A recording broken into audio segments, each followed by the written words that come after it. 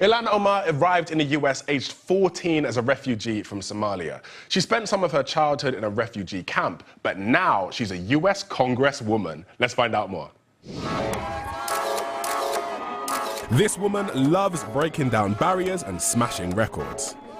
People are choosing hope over fear and unity over division, and it's a really exciting opportunity.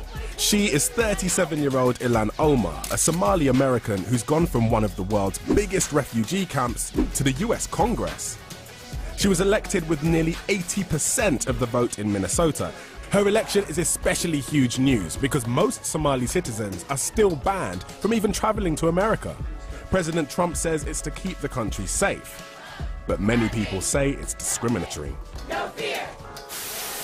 Minnesota, it's a cold state, but the people have warm hearts, and we don't just welcome immigrants, but we send them to Washington. She'll be the first Congresswoman to wear a headscarf.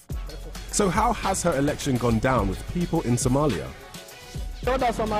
I'm very pleased with the victory of that Somali Muslim woman who got 80% in the US midterm elections.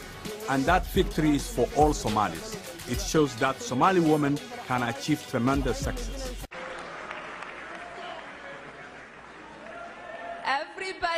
Everybody knows Minnesota is cold, but Minnesotans have a warm heart. And I asked them on the campaign trail for people to vote with their warm hearts, and that's exactly what we did.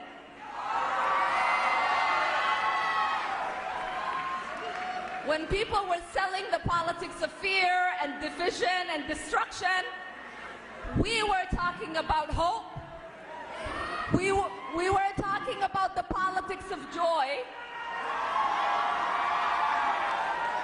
And tonight I think about one of my mentors, my sister, someone I had the honor of serving with, who embodies the politics of joy.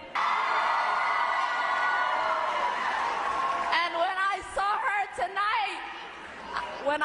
her tonight, I said that politics of joy was contagious.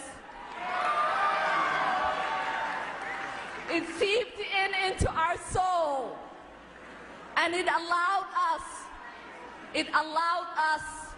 to use it as our North Star, to fight for the America we know we deserve. For an America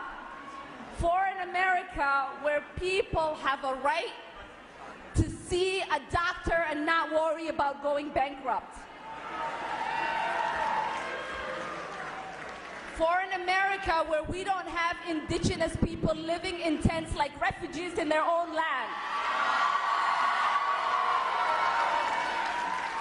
For an America that young people can still have their American dream fulfilled and not live in the despair of being shackled by student